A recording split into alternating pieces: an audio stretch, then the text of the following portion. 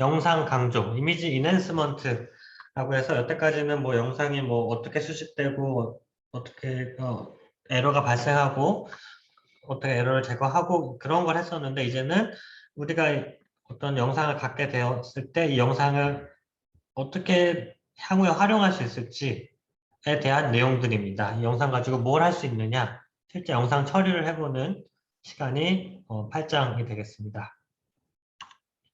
먼저는 이제 영상 축소랑 영상 확대인데요. 이거는 이름에서 알 수 있듯이 굉장히 단순하죠. 일단 우리가 갖고 있는 영상이 하나 있다고 가정했을 때 위성 영상 같은 경우는 영상이 굉장히 커요. 로우 컬럼, 가로 세로가 뭐 몇만 바이 몇만 이렇게 굉장히 크기 때문에 우리 이 모니터, 예를 들면 우리 모니터에 영상 하나를 한 번에 올릴 수가 없거든요. 너무 화면이 커서. 그래도 이 영상 하나를 한 화면에 보고 싶다. 그럴 때 사용하는 게 이제 영상 축소가 되겠죠. 그러니까 큰 영상을 작게 만들어서 뭐 일정한 스크린 안에 보이게 한다든지 한눈에 전반적인 경향을 파악할 수 있도록 하는 게 영상 축소가 되고요. 영상 축소하는 방법은 아주 뭐 다양한 방법들이 있겠지만 가장 뭐 심플한 몇 가지를 예로 들면 그러니까 지금 제가 마우스로 보이고 있는 이 영상을 가로 반, 세로 반으로 이렇게 줄이려고 하는데 가장 심플한 거는 요 네 개를 하나의 묶음으로 봐서 네 개 중에 이제 가장 앞에 있는 숫자를 대표로 가져오겠다. 그래서 요 네 개 중에 0, 요 네 개 중에 3, 요 네 개 중에 4. 그래서 0, 3, 4 쭉 가고 그 컬럼 로우 방향으로도 0, 7, 4 이런 식으로 요 앞에 첫 번째 거, 그다음 세 번째 거, 다섯 번째 거를 가져올 수도 있고 반대로 요 마지막 걸 가져올 수도 있고요. 아니면은 평균을 낼 수도 있고 아니면 이 중에서 가장 큰 거 가져올 수도 있고 가장 큰 숫자를 계속 가져올 수도 있고 다양한 방법이 있습니다. 어떤 방법을 써도 뭐 이제 디스플레이를 하는 데는 큰 차이가 없어서 여러 방법이 있다라는 거고 반대로 영상 확대 같은 경우에는 내가 갖고 있는 영상이 너무 작거나 혹은 내가 두 영상을 비교한다고 했을 때 두 개의 스케일 차가 굉장히 커서 한눈에 비교하기가 어렵다. 같은 위치를 비교하기 어렵다 했을 때 한 영상을 확대해주는 그런 것도 필요합니다. 그래서 예를 들면 렌셋이라는 것과 우리가 컴셋을 배웠잖아요. 근데 렌셋은 해상도가 30m고 컴셋은 뭐 1m, 4m 이렇게 돼서 해상도 차이가 많이 나요. 그래서 한 지역을 보면은 컴셋은 굉장히 디테일하게 나온 반면 렌셋은 아주 디테일하지 않게 나오게 됩니다. 그래서 이 둘을 비교하기 위해서 렌셋의 안 좋은 해상도를 억지로 이제 확대를 시켜서 픽셀 화소는 동일하게 만들 수가 있겠죠. 그래서 영상 크기를 동일하게 만들어주는 과정. 그런 게 이제 영상 확대가 되겠고, 영상 확대는 기본적으로 데이터가 없는 거에서 크게 만들어주는 거기 때문에 같은 위치에 있는, 한 위치에 있는 동일한 화소를 여러 번 반복시켜서 이런 식으로 뭐 두 배, 가로 두 배, 세배로 두 배 확대한다든지 네 배 확대한다든지 이런 식으로 진행을 해야 되겠죠. 데이터가 없으니까. 그래서 영상 축소와 영상 확대가 되어 있고 그래서 이런 어떤 항공 사진이 있다고 했을 때 얘를 뭐 어떤 목적에 의해서 16배 축소시키고 이걸 다시 뭐 16배 확대시켜서 원영상 크기로 동일하게 만들 수 있다. 뭐 이런 다양한 확대와 축소를 자유자재로 할 수 있겠죠. 그래서 이런 영상을 축소 후 확대를 시켜서 동일한 크기로 크기는 가로 세로 크기는 동일하게 만들 수 있지만 문제는 이제 어떤 공간적인 디테일이 많이 떨어지죠. 축소부터 하고 확대를 시키면. 반면에 이 원래 왼쪽 영상을 16배 확대, 엄청 커지겠죠. 확대한 다음에 다시 16배 축소해서 원영상 크기랑 동일하게 만든다 했을 때는 어떤 공간적인 디테일은 유지가 되겠죠. 확대를 먼저 하고 축소를 하면 공간적인 디테일은 살아있을 수 있다. 그런 특성이 있을 수 있을 것 같고요. 그 다음에 이제 프로파일 중에 이제 스페이셜 프로파일이랑 스펙트럴 프로파일, 분광 프로파일 중에 공간 프로파일을 먼저 봐보겠습니다. 잠시만요. 제가 화면, 화면 녹화를 하고 있는지 잠깐만, 지금 녹화돼 있다고 나오나요? 나요? 아, 다행이네. 깜빡한 줄 알고. 그래서 공간 프로파일부터 먼저 보면은 공간 프로파일은 말 그대로 공간적으로 내가 어떤 그 단면에 대한 화소값을 확인하고 싶다 했을 때 사용하는 뭐 일종의 단면도를 본다라고 생각하시면 될 것 같아요. 그래서 여기서 든 예는 이런 강이 이렇게 지나가고 있는데 강의 상류가 이제 화소값이 왼쪽에서 오른쪽으로 어떻게 변하는지 중류에서는 어떻게 변하는지 하루에서는 어떻게 변하는지를 각각 단면으로 이렇게 잘라서 왼쪽부터 오른쪽까지를 이제 화소값으로 이렇게 표현을 한 거죠. 그래서 왼쪽보다 오른쪽, 상류에서는 오른쪽이 굉장히 더 밝은 화소값을 갖는 걸 알 수 있고 하류로 갈수록 그런 특성이 줄어드는구나. 그런 어떤 단면에 대한 정보를 알고 싶을 때 비단 뭐 그 강뿐만 아니라 내가 관심 있는 게 다른 지역이면 다른 지역에 대한 단면도를 만들 수 있겠죠. 이게 공간 프로파일이었다면 분간 프로파일은 반대로 이제 어떤 동일한 화소, 어떤 한 화소, 내가 관심 있는 화소가 있을 때 이 화소를 그 공간적인 움직임이 아니라 분광적인, 그러니까 1번 밴드에서의 화소값, 2번 밴드에서의 화소값, 뭐 n번 밴드에서의 화소값이 어떻게 변하느냐를 보는 게 분광 프로파일이 되겠습니다. 그래서 여기는 1번, 2번, 3번, 4번 4개의 화소, 위치, 4개의 픽셀 값을 가지고 얘가 어떻게 분광적으로 밴드별로 화소값이 다른지를 보여주고 있는 예시가 되겠는데 1, 2, 3, 4번 중에 1번을 예로 들어보면은 1번은 아주 초록풀이 잘 나 있는 그런 어떤 골프장 필드라고 합니다. 그래서 이 골프장의 필드, 그 녹색 그 식물은 이런 초록색으로 표현되는 이런 식의 분광 특성을 가져요. 파장대별로. 보시면은 뒤에 이제 NDVI 하는 부분에서도 나오겠지만 어, 가시광에서는 이제 초록색에서 가장 높은 값을 갖고요, 분광값. 그러니까 우리 눈에는 나무가 초록색으로 보이는 이유가 가시광에서 초록색 파장이 가장 높은 반사율을 보이기 때문입니다. 그래서 초록색에서는 상대적으로 높은데 레드밴드에서 좀 떨어졌다가 NIR에서 굉장히 높은 반사값을 갖는 게 이런 식생의 특징이거든요. 그래서 요 식생 지역, 그 골프장이 밴드별로 어떤 반사값을 갖는지를 스펙트럴 프로파일로 확인을 할 수 있는 거죠. 그래서 요 위치를 이제 요 맨 좌상단이 그린 초록색 밴드인데 여기에요, 여기. 그래서 자세히 보면은 주변보다는 조금 밝은 것 같은 그런 느낌을 가질 수 있고요. 반면에 이거 두 번째가 레드밴드인데 주변보다 조금 어둡죠. 보시면은 주변보다 조금 어두운데 왜냐하면 레드밴드가 조금 그 레드밴드에서 나무 식생이 조금 낮은 반사값을 가지니까. 반면에 NIR에서 보시면은 굉장히 밝죠. 여기 NIR에 대응되는 화장대인데 굉장히 높은 반사율을 가지는 것을 확인을 할 수가 있습니다. 그래서 그러한 그린이랑 레드랑 NIR을 합쳐서 시각적으로 표현을 했더니 네, 굉장히 그 빨간색으로 강하게 나타나죠. 그 이유는 레드밴드의 NIR로 디스플레이를 했기 때문이라고 생각을 하시면 됩니다. 그래서 굉장히 밝게 나오고 뭐 하나 더 볼까요? 이 4번은 이제 물인데 4번의 위치, 이 위치를 보면은 그린이나 레드나 NIR에서 굉장히 다 어두운 값을 갖죠? 왜 그런가 봤더니 물에 대한 어떤 반사율이 모든 밴드에서 다 굉장히 낮죠? 그러니까 그린이든 레드든 NIR이든 굉장히 낮은 반사값을 가져서 영상에서 검게 표현이 됩니다. 이런 걸 통해서 각각 화소의 위치가 파장대별로 어떤 분광값을 갖는지를 알 수 있고요.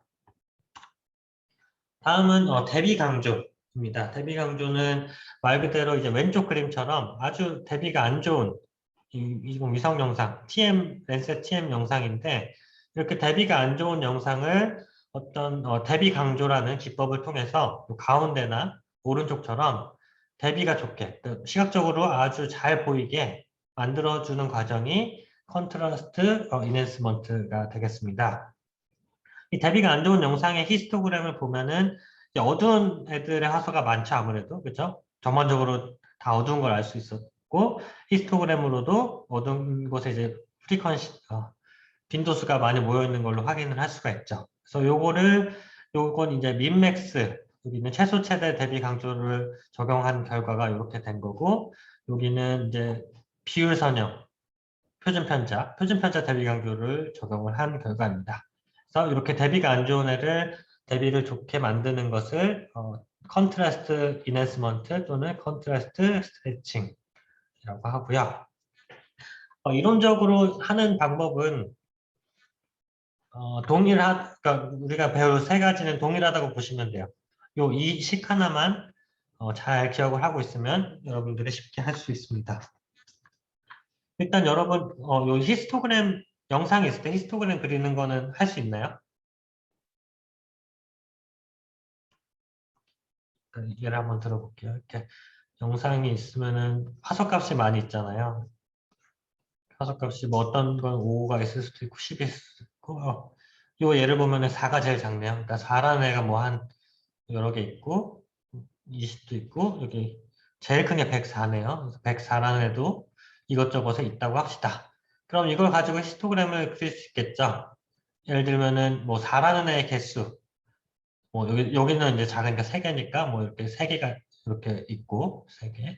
그 다음에 5라는 애도 몇 개 있고 그 다음에 몇 개 있고 뭐 104도 몇 개 있어서 결과적으로 뭐 이런 식으로 요 그림처럼 이런 식으로 이제 영상이 하나 있으면 그에 대응되는 히스토그램을 그릴 수가 있겠죠, 이제.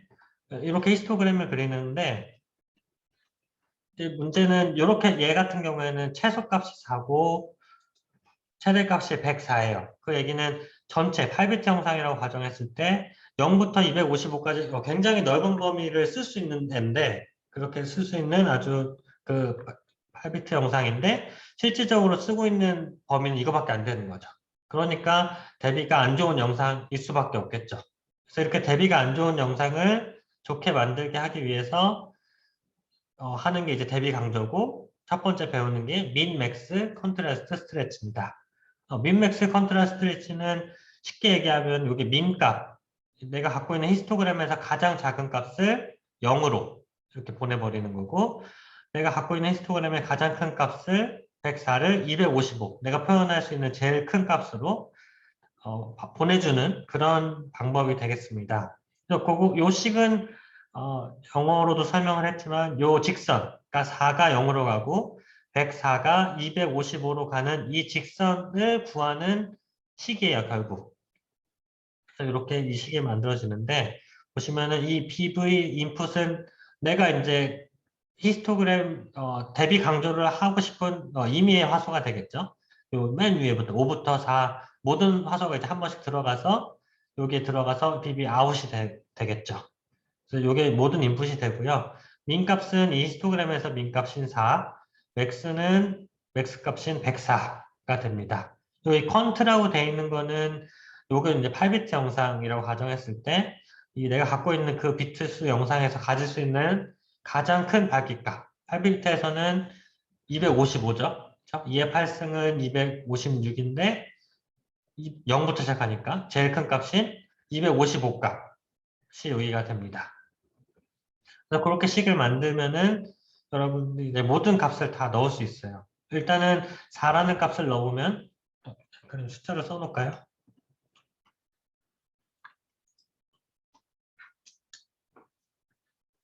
자, 그래서 민값을 우리 4라고 했죠. 밑에 히스토그램 여기 민값. 맥스 값은 104고 요 양자와 값은 8비트 형상에서 가질 수 있는 가장 큰 값은 255라고 했을 때 요 가장 작은 값이 진짜로 0이 되는지를 해보면 여기다 4를 넣으면 분자가 0이 되니까 당연히 0이 되고 가장 큰 값인 104를 넣었을 때 이 분자랑 분모가 동일해지니까 1이 돼서 255 값이 나오겠죠? 그러니까 255 값. 그리고 뭐 54라는 값을 넣었을 때는 여기가 54니까 분자는 50, 분모는 100 해서 255의 절반인 127, 반올림해서 128이 되겠네요.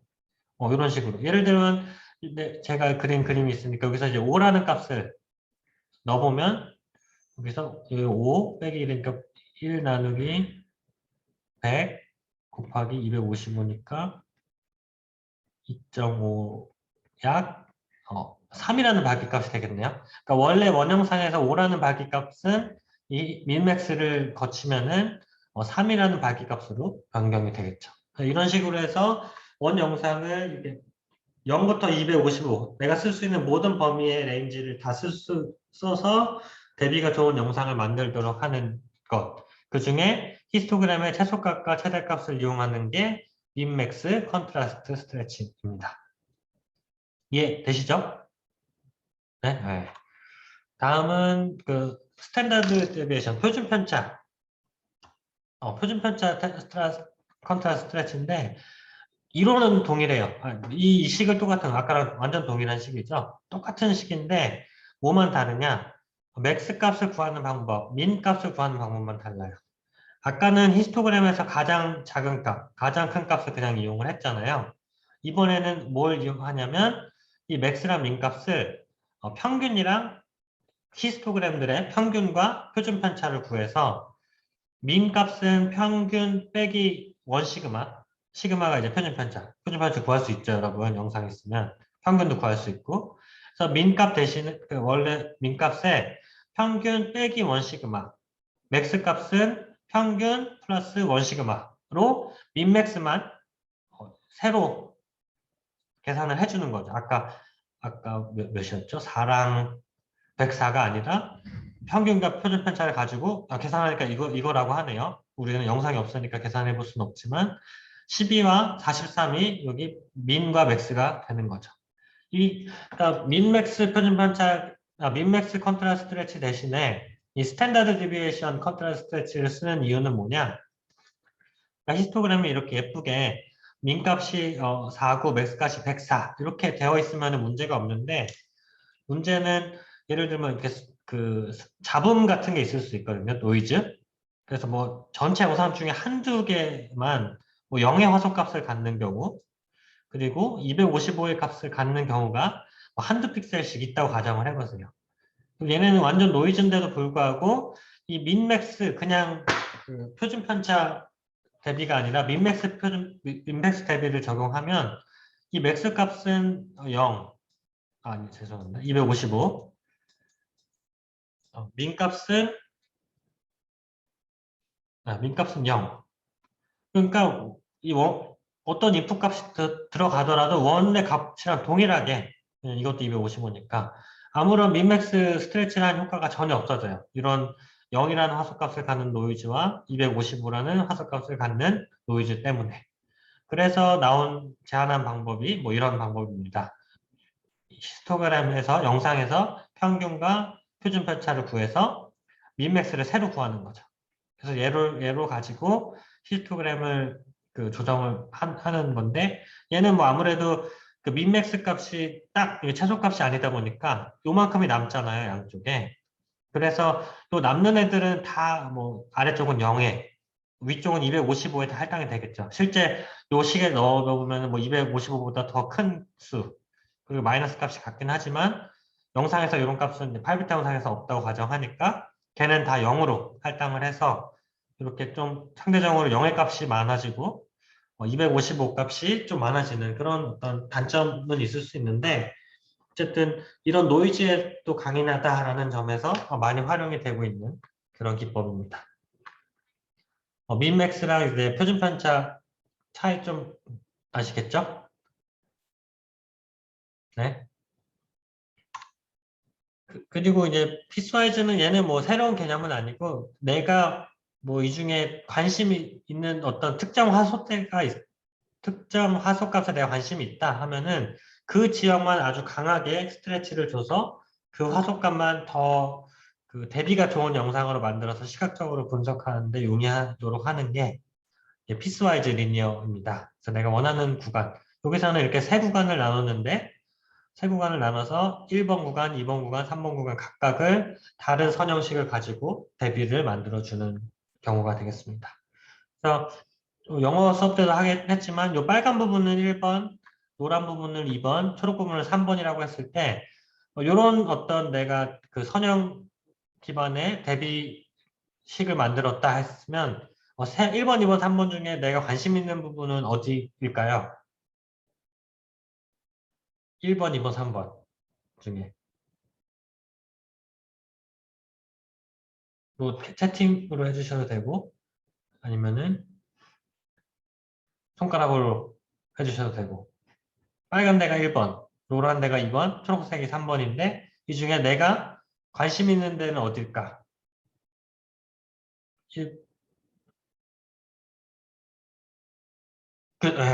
채팅에서 얘기해 주세요. 2번. 그죠? 왜냐하면 그림으로 그릴까요?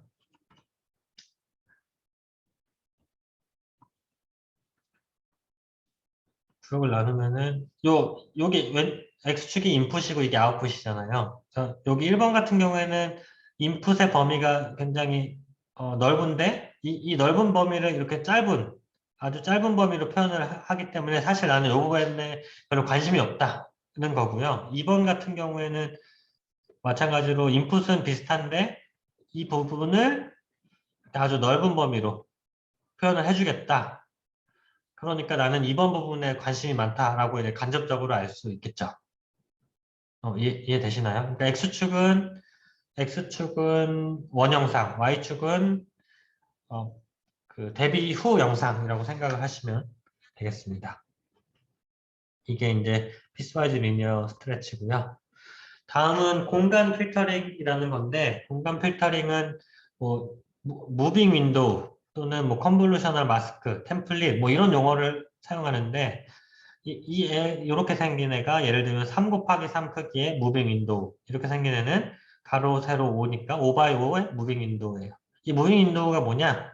이름에 이제 무빙이 들어가 있죠. 말 그대로 영상을 따라서 이렇게 위성이든 드론이든 뭐 일반 영상이든 이렇게 영상이 있을 때 요 3x3 크기의 필터가 쭉 이렇게 영상을 따라서 쭉 가면서 어떤 계산을 해 나가는 거죠. 그래서 그 계산을 해서 그 계산의 결과값을 이 윈도우의 가운데 위치에 계산값을 할당해 주는 게 이 공간 필터링의 어떤 핵심이라고 생각하실 수 있을 것 같아요.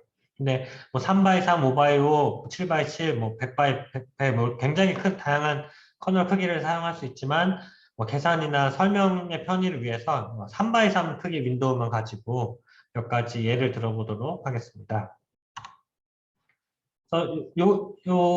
약간 그 주황색이라고 해야 되나? 이 주황색이 내가 갖고 있는 영상의 아주 일부 3x3 크기.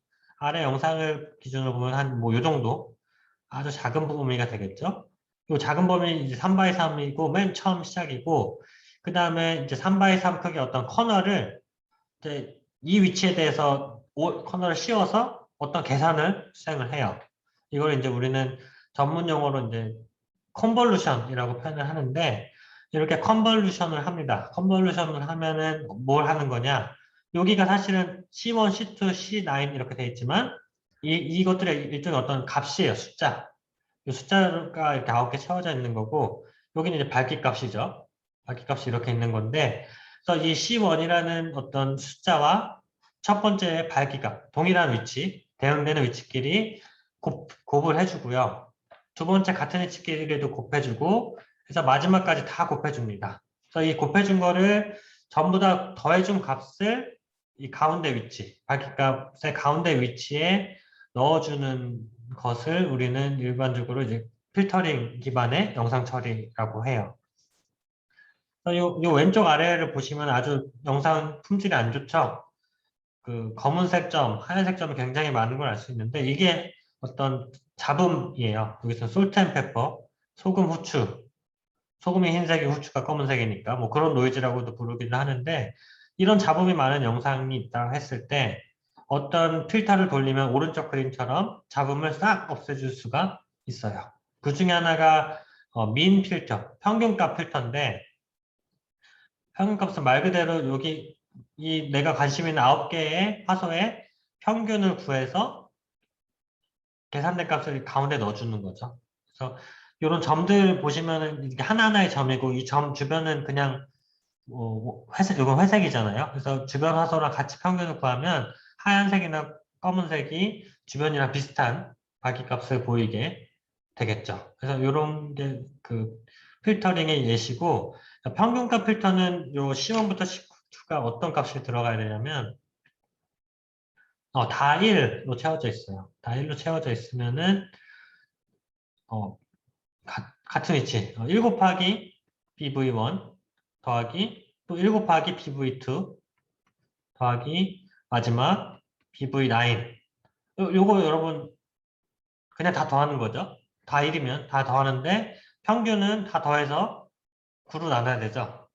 그죠? 그래서 요 평균값 필터, 민 필터는 다 요 안에 9분의 1이 들어있다라고 생각을 하시면 될 것 같아요. 이렇게 생긴 게 민 필터고, 그래서 이렇게 계산을 해서 계산된 결과 값을 이 필터의 가운데 여기에 넣어주면 됩니다. 그러면은 그 과정을 이렇게 쭉 반복을 하고 한 칸 내려와서 또 쭉 반복하고 마지막 영상 마지막까지 이걸 해버리면 오른쪽 그림처럼 영상의 어떤 노이즈들이 다 제거가 될 수 있습니다. 이게 이제 민 필터를 적용한 거고요. 네, 그쵸. 여기 다 9분의 1이고 이런 계산을 하다 보면은 요 가운데 5라는 값 아무리 봐도 딱 주변에 비해서 좀 낮은 거 보니까 약간 노이즈 같죠, 느낌이.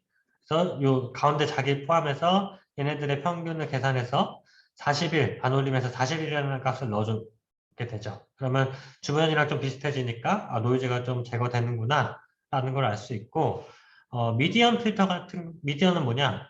중앙값이죠, 미디언이. 그러니까 중앙값 필터 같은 경우에는 내가 갖고 있는 이 9개의 화소를 오름차순, 내림차순으로 쭉 나열해요. 작은 숫자부터 5, 30, 34 이렇게 나열을 해서 9개 중에서 가운데 숫자가 가운데가 다 9개 중에서 가운데가 5번째죠? 맞나요? 네, 5번째. 앞에서부터 5번째, 뒤에서부터 5번째니까 미디안 값, 중앙값인 46을 가운데 넣어버리는 거죠. 그렇게 하면은 아무래도 이런 노이즈가 있는 자리, 5나 뭐 255나 0이나 이렇게 주변과 확 차이가 나는 애들은 이 중에 이제 중앙에 있는 값으로 대체되기 때문에 노이즈가 잘 제거가 될 수 있다라는 거고요. 요거를 이제 로우 프리퀀시 필터, 그 저주파 필터라고 합니다. 이렇게 평균이라든지 메디안 필터처럼 뭐 이렇게 솔트 앤 퍼퍼 노이즈 같은 걸 제거할 수 있는 게 로우 프리퀀시 필터고요. 반면에 하이 프리퀀시 필터는 뭐냐? 아예 반대라고 생각을 하시면 돼요. 그냥 얘는 어떤 그 특정 값, 아주 튀는 값을 제거해 주는 게 아니라 오히려 튀는 값을 강조해 주는 그런 애들입니다. 보시면은 이 라플라시안 필터 같은 경우는 이렇게 생겼어요. 아까 그 평균값 필터는 다 9분의 1로 똑같은 값이었는데 이 라플라시아는 특이하게 가운데 아주 자기 자신에게는 아주 강한 가중치, 주변은 마이너스 1이라는 가중치를 줘서 얘를 돌리면은 자기 자신의 어떤 주변이랑 자기 자신 많이 다르면 걔가 더 강조돼서 나타나는, 그래서 이 엣지 부분, 사진에서의 그림에서의 엣지가 경계가 굉장히 강조되는 게 이런 하이 프리퀀시 필터고요. 그 다음에 그 중에 하나가 대표적인 라플라시안 필터입니다. 소발 필터도 그 중에 그러한 필터 중에 하나이고요. 얘는 두 번을 해요. X 방향에 대한 필터링과 Y 방향에 대한 필터링을 각각 한 다음에 X 방향은 이렇게 생겼어요. 그 마이너스 1, 마이너스 1, 마이너스 1, 가운데는 0, 1, 2, 1, Y는 Y 이렇게 생겼고, 요거를 이제 화소값의 그 더하기 빼기로 표현하면 이런 식으로 표현할 수 있겠죠. 얘를 풀어서 표현하면 얘고요. 그래서 X방향과 Y방향 각각 계산을 하죠. 한 다음에 결과적으로 이렇게 더해줘요. 곱해줘요. 자기의 제곱과 X방향의 제곱과 Y방향의 제곱의 합을 루트 씌운 값을 결과를 이제 가운데 넣어주는 식으로 생긴 게 소벨 필터입니다. 그래서 소벨 필터를 적용하면 마찬가지 라플라시안처럼 경기가 굉장히 강조되는 그런 특성이 있습니다. 그 다음에 몇 가지 또 대표적인 필터들을 보면은 여기서는 이제 메이저리티, 마이너리티, 다이버시티 뭐 이런 것들인데 얘는 하소값이 1부터 4까지밖에 없는 영상을 가지고 예를 들었네요. 그러니까 예를 들어 하소값이 1인 애는 웬랜드라고 우리 정의하고 화소값이 2면은 산림, 3은 뭐 레인지랜드, 4는 도심, 이런 어떤 토지 피복을 표현하는 랜드커버 토지 피복 지도가 있다고 했을 때 여기에 이제 메이저리티, 마이너리티, 다이버시티를 적용해 본다 하는 예시가 되겠고요.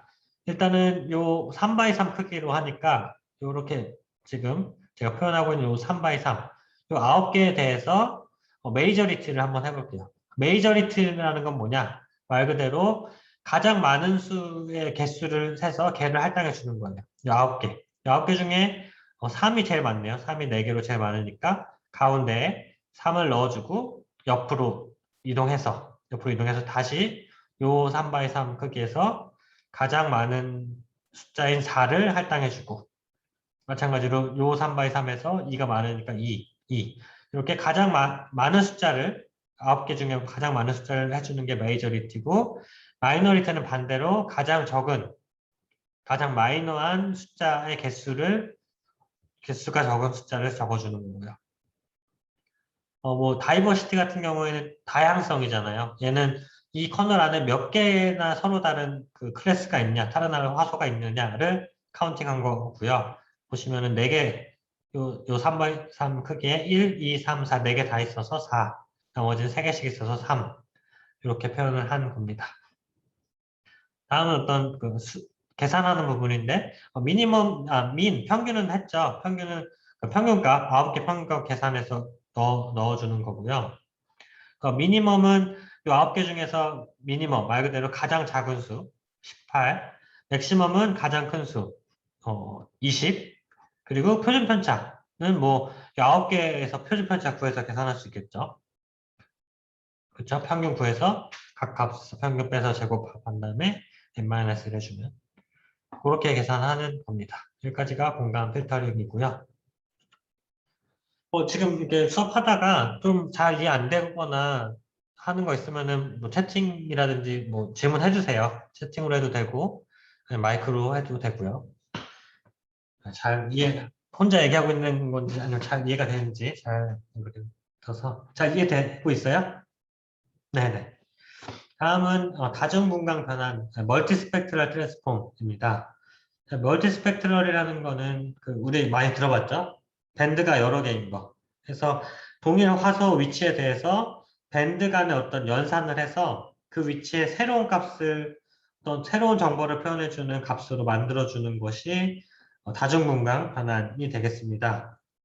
보시면은 BGR, NIR 이렇게 4개의 밴드 영상이 있다고 했을 때, 이 왼쪽은 그냥 시각적으로 컬러 영상 만드는 거죠. RGB 디스플레이에 RGB를 넣으면은 실제 눈으로 보는 것과 동일한 컬러, NIR을 레드에 넣으면 뭐 이런 식생이 강조된 이런 영상이 나오게 되죠. 요건 이제 그냥 디스플레이를 얘기하는 거고, 다중분광 변환 또는 다중분광 영상 처리는 요 동일한 위치에서 여러 개의 밴드, 여기서 4개의 밴드인데, 4개의 밴드 간의 뭐 더하기, 빼기, 곱하기, 나누기 등등을 해서 어떤 새로운 정보를 제공해주는 NDVI라든지 PCA라든지 뭐 IHS라든지 이런 거를 만들어주는 게 되겠습니다. 그래서 이 3가지를 배울 겁니다. 밴드 비율과 PCA와 식생지수. 그래서 밴드 비율은 뭐냐?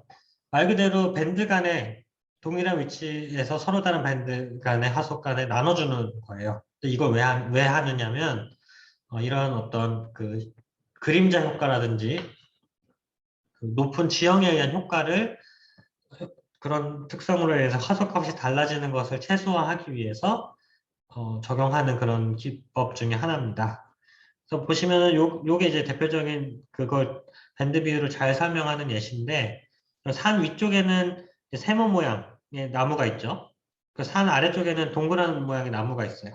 세모 모양은 침엽수, 동그란 모양은 화렵수인데 내가 이제 화소값을 가지고 아무래도 나무 특성이 다르니까 특정 밴드의 화소값에서 두 특성이 다르게 나타나지 않을까? 그래서 화소값을 가지고 이 둘을 구분하고 싶어요. 근데 문제는 같은 쪽, 둘 다 햇빛이 있는 쪽은 구분할 수 있고 둘 다 그림자가 있는 쪽, 얘네끼리는 구분할 수 있는데 얘네를 같이 구분하기는 굉장히 어려운 거죠. 왜냐하면 같은 침엽수라도 그림자가 없느냐, 그림자가 있느냐에 따라서 밝기값이 완전히 달라지잖아요. 그림자가 있으면 전반적으로 밝기값이 어둡기 때문에.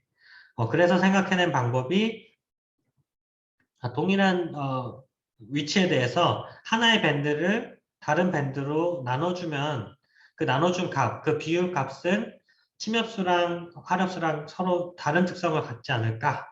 그런 그 아이디어에서 착안해서 시작이 된 그런 개념입니다. 그래서 보시면 요 D라고 되어 있는 게 화렵수, 동그란 애인데요. 이 D라는 애는 A밴드에서 밝기값을 보니까 그 태양이 있는 곳, 선라이트 있는 부분은 높은 48이라는 밝기값, 근데 그림자라는 가 있는 이 오른쪽 여기죠. 여기는 18이라는 낮은 밝기값을 가져요. 마찬가지로 밴드 B에서도 비슷한 경향을 갖는데, 그래서 이 A밴드를 B밴드로 그냥 나눠보자 한번. 그랬더니 그 비율은 뭐 태양이 있든 없든 0.96, 0.95 이렇게 높은 거의 1에 가까운 밝기값을 밴드 비율 값을 갖는 것을 확인할 수 있었고요. 요 그 침엽수 같은 경우에도 마찬가지로 이렇게 밝기값을 보이고 있어서 얘를 A밴드를 B로 나눴더니 0.69의 값을 갖는 것을 확인했습니다. 그래서 이 둘, 0.96과 0.69는 구분이 가능하잖아요. 예를 들면 한 0.8이라는 값을 기준으로 얘보다 높은 지역은 이 화렵수로 표시해라. 얘보다 낮은 애들은 침엽수로 표시해라. 이렇게 구분할 수가 있게 되는 거죠. 근데 그 전에 이런 밴드 비율을 하기 전에는 그게 불가능하죠. 왜냐면은 동일한 그 화렵수인데도 어떤 지역은 48이고 어떤 지역은 18이니까 요거 두 개를 구분할 수 있는 값이 하나의 값이 없게 되는 거죠. 그래서 밴드 비율을 통해 얘를 구분할 수 있게 되는 거고요.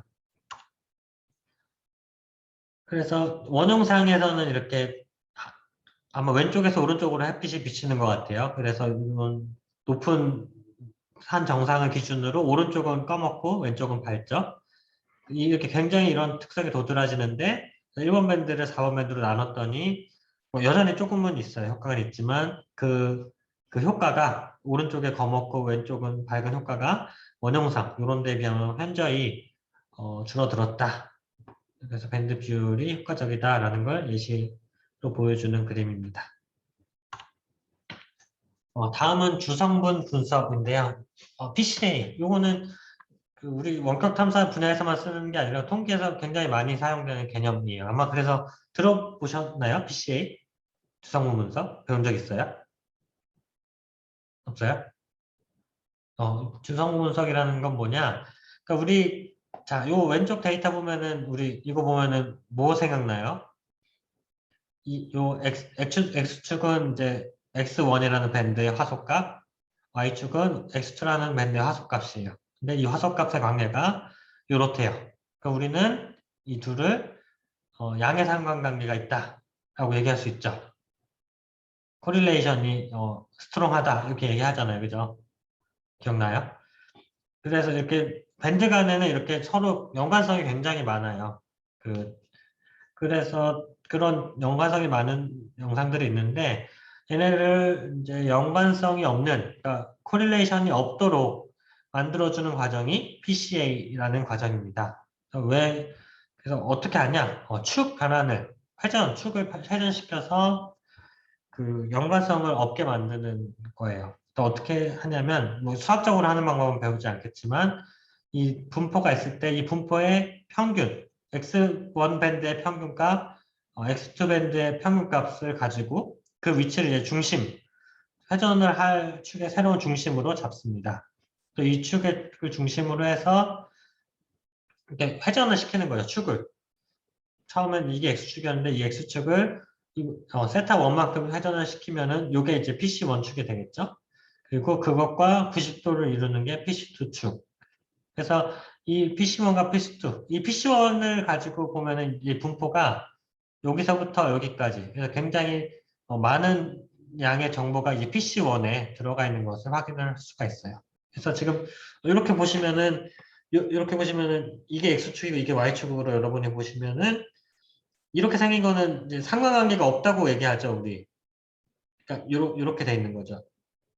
그러니까 상관관계, PC 1번 축과 2번 축 간의 상관관계를 없게 만들고 첫 번째, 앞쪽에 있는 축에서 굉장히 많은 정보를 갖도록 하게 만드는 방법이 주성분 분석이 되겠습니다.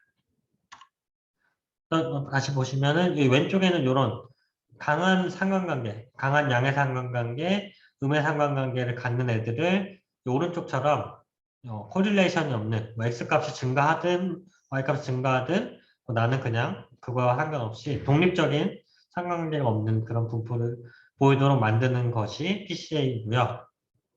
이걸 왜 하느냐? 이렇게 그 5개의 화소값만 가지고 이렇게 포인트를 찍었어요. 여섯 개네요. 첫 번째 위치는 여기, 여기에서 이렇게 찍으면 얘가 뭐 이렇게 양의 상관관계가 있는 걸 확인할 수 있겠죠. 그래서 뭐 일곱 번째에 1번 밴드 화소값이 10이면은 뭐 2번 밴드에서도 거의 뭐 10이나 9나 이렇게 큰 값을 갖는 거를 대충 예상할 수 있겠죠. 경향이. 강한 상관관계가 있어요. 근데 요거를 이제 축 방안, PCA 방안을 하는 거죠. 요게 이제 가장 정보를 많이 표현해주는 요거가 요런 방향이 PC1 축이 되고, 그거의 수직이 이제 PC2 축이 되겠어요. 그래서 그거를 이렇게 다시 표현한 겁니다. 이게 PC1 축, 이제 PC2 축. 해서 6개의 점들이, 요렇게 새로운 위치로, 피팅이 되었습니다. 보시면은 첫 번째에서 밴드가 하나만 있다고, 1번 밴드만 있다고 가정해 보세요. 그러면은 1번 픽셀과 2번 픽셀, 를 구분할 수가 있나요? 얘네 둘 구분 못하죠. DN2가 없다고 가정하면 같은 점으로 보이겠죠? 그래서 밴드 2개가 있어야 얘네들을 구분하는데, 이제 PC 변환을 하면 이 PC1만 가지고도 1번과 2번, 그리고 아까 동일했던 5번과 6번을 요 축만 가지고도 구분을 할 수가 있게 되는 거죠. 그래서 보다 더 작은 밴드를 가지고 더 많은 정보를 얻도록 하는 게 PCA가 되겠습니다. 그래서 PCA를 왜 하느냐? 너무 밴드 간의 상관성이 높으면, 예를 들면은 1번 밴드와 2번 밴드와의 상관계수가 1이다. 그 얘기는 1번 밴드, 2번 밴드 똑같다는 얘기죠. 그죠? 상관계수가 1인 거는 1번 밴드와 2번 밴드가 아예 동일하다는 건데, 동일한 거 2개 있어가지고 뭐 새로운 정보가 당연히 없겠죠. 그냥 동일한 거 하나 있는 거랑 똑같은 정보가 있을 거 아니에요. 그래서 그렇게 상관계가 높은 그런 많은 변수들을 이제 PCA를 통해서 상관성이 없는 그 PC로 그 밴드로 만들어주는 게 PCA이고요.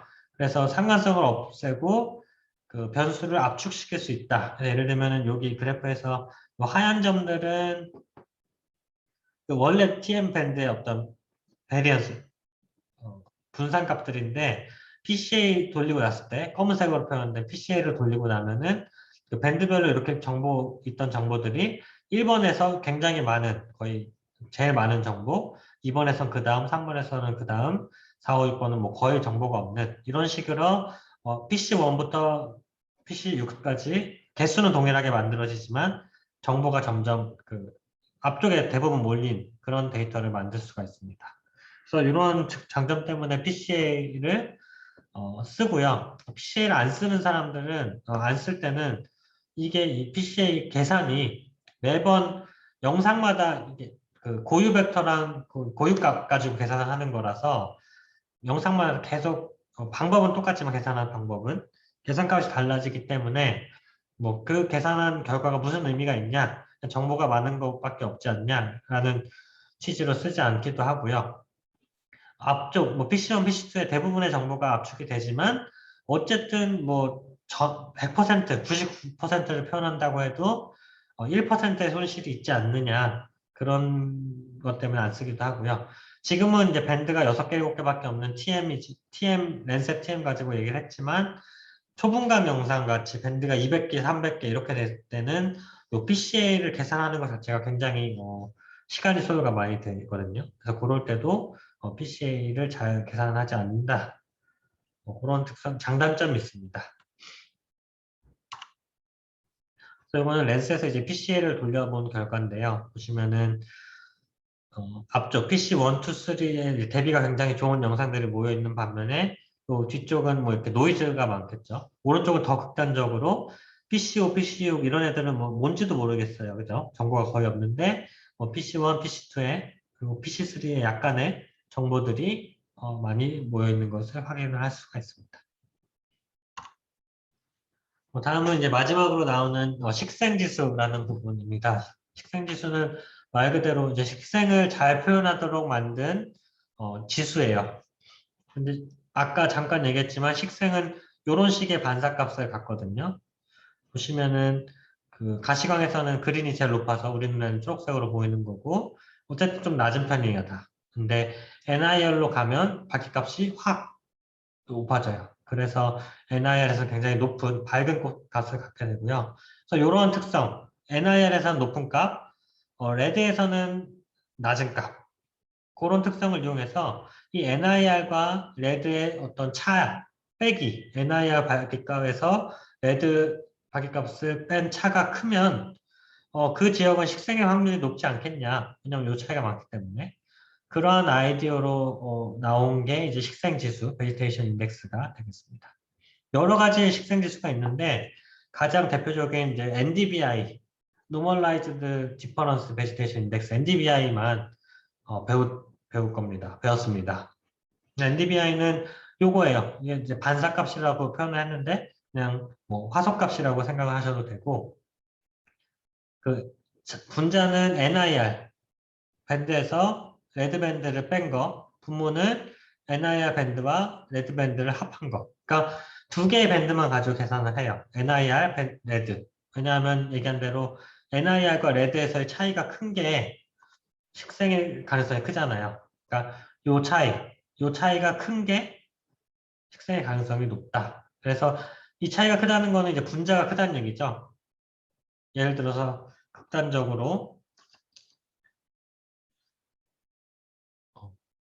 8비트라고 했을 때 요 NIR 화소값이 255고 레드 값이 0이에요. 그럼 분자도 마찬가지로.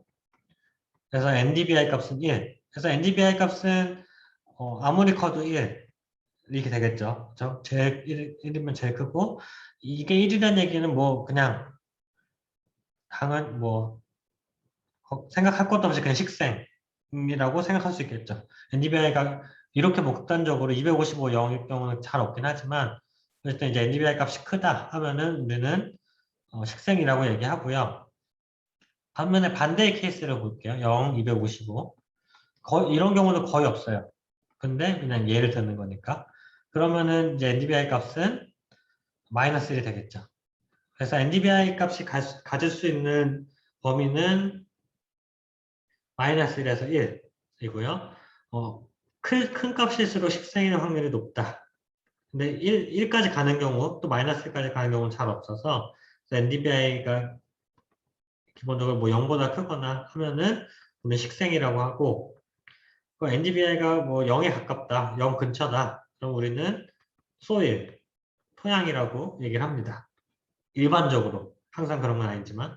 왜냐하면 이런 토양 같은 경우에는 그 레드나 NIR이나 밝기값, 리플렉턴스 값이 거의 유사하거든요. 거의 유사하다는 얘기는 여기가 두 개가 유사해서 뭐 0에 가깝다 얘기할 수 있겠고 워터, 물 같은 경우에는 NIR 밴드에서 물을 대부분 흡수해서 둘 다 작지만 레드보다 NIR이 조금 더 낮은 값을 가져요. 그래서 NDVI 값이 0보다 작다 그러면 우리는 워터라고 생각을 할 수가 있어요.